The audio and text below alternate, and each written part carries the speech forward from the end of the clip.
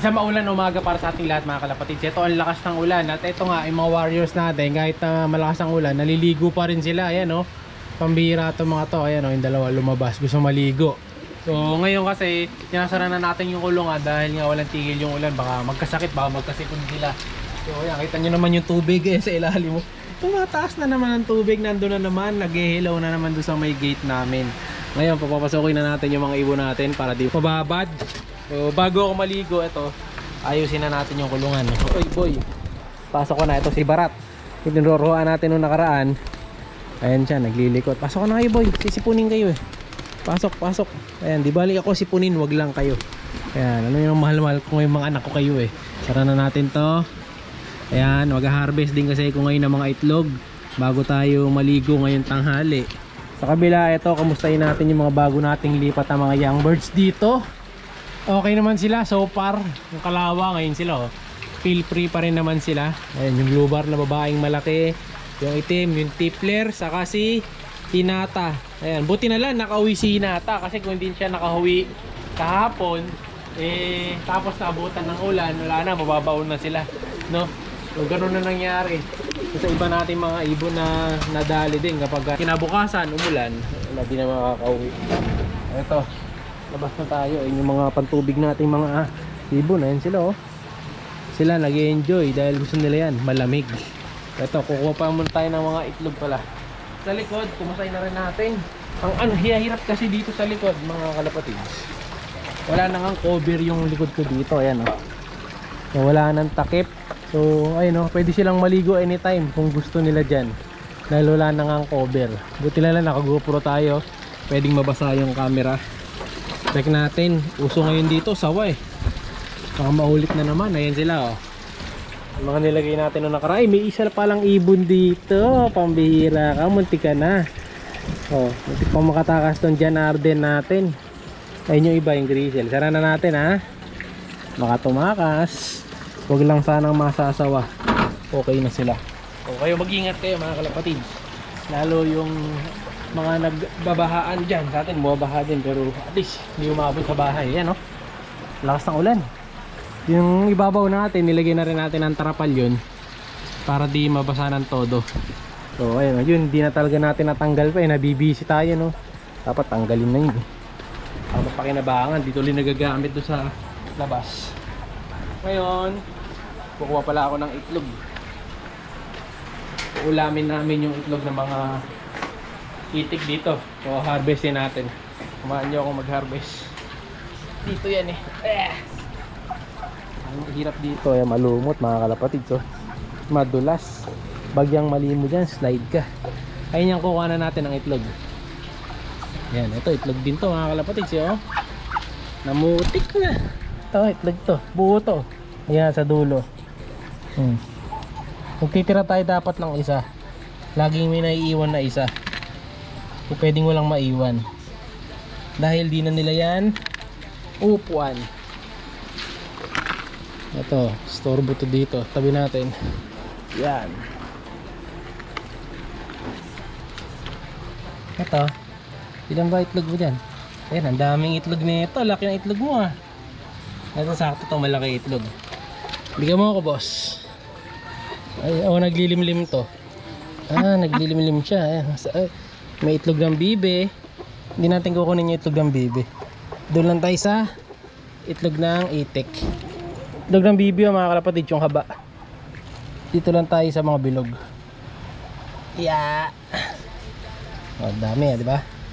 Ang itlog kami dito Bala ko ang gumawa ng dito leche plan. Puno mga kalapatids dito yan sa itlog ng ating BB Cross itik. Ikaw dyan, meron ka ba? May itlog pa ng manok. Ayan dami pa. Kulang to lalagyan natin. Balik muna natin to.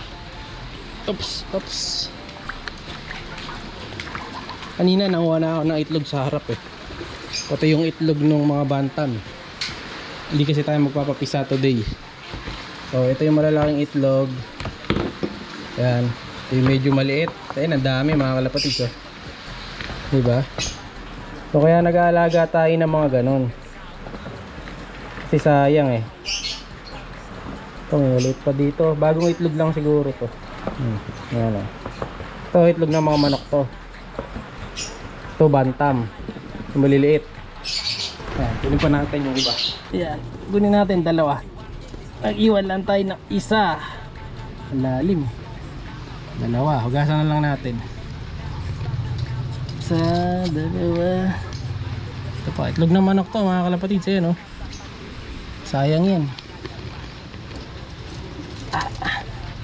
Yung itlog lang ng ano hindi natin kukunin. Itlog ng bibe. Malaki to eh. Yeah, yan. Meron pa ba? Wala na. So all clear. Kunin natin tong isa. Yan. Lipat natin doon. Yan. So yan. Bukod dyan, meron pa ulit yan. Ayun pa. Doon pa sa kabilang kulungan. Lulusong pa tayo dyan. Visit. Lulusong na tayo. Ayan o. Hihira. Para sa itlog. Yeah. Gugas na lang tayo ng sasabon. Ayan o, dito may itlog pa 4. Yeah. Siyempre di natin kukunin to. Iwan natin to. Alugin natin pag may umalog. Ano na yun, pasiraan na yun. Ayan, 4 o. Gasa natin. 4 na itlog.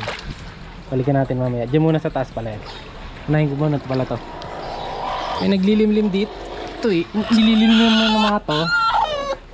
Itlog ng bibi. Hindi naman itlog ng itik to mga kalapatids. Ay manok. Ayan o, puro itlog ng bibi yan. Manok ang naglilimlim. Pambihira kayo dyan. Bahala kayo dyan. Kunin na natin itong 4. 4 lang pala. So yung mga manok, ayan ang burak na mga kalapatids. Itim o. Ayan. Yan ang tubig namin dito. Malinis. O, bilangin natin yung nakuha nating itlog. Yan ang nakuha nating itlog mga kalapatids. 30.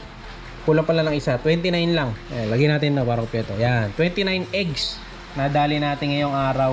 So, napaka-productive na araw natin ngayon kasi nakakawa tayo ng 29 na itlog. So ano yun, inipon ko yun. Kahapon di ako nanguha. So nung nakarang araw. So bali itlog yan ng halos 3 araw mga kalapatids. Kasi mamaya itlog pa yung iba dyan eh. Eto may itlog din dito. Di ko lang sure kung pisa na. Check na rin natin. Saka na boy. Nagtatakas, muulan.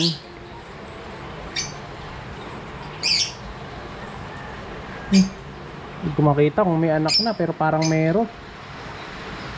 Ayun no. Uy, may anak. May anak sila mga kalapatids. Ayos. Makapagpapisa tayo. May nakita ko may anak. Lagyan natin na maraming patoka ngayon to. May anak na pala siya. Lagyan natin ng patoka. Ayos. So success ha. Oh, ito tinutuka naman ng itlog dun sa taas. Ayan oh. Kung may anak na to, congrats. Lagyan natin ng patoka. Biti na lang, tiningnan ko pala. Ayan, nilagyan na natin ng patoka, dinagdagan ko. So, bibilin ko lang yung madlato kasi siya nagpapakain dito. So, at least, nakakapagpapisa tayo. Hindi natin masyado makita eh. Wala tayong flashlight eh. So, sa mga next video, update ko kayo pagka lumaki-laki na yung anak nila. Pero sa ngayon, nakita ko nga,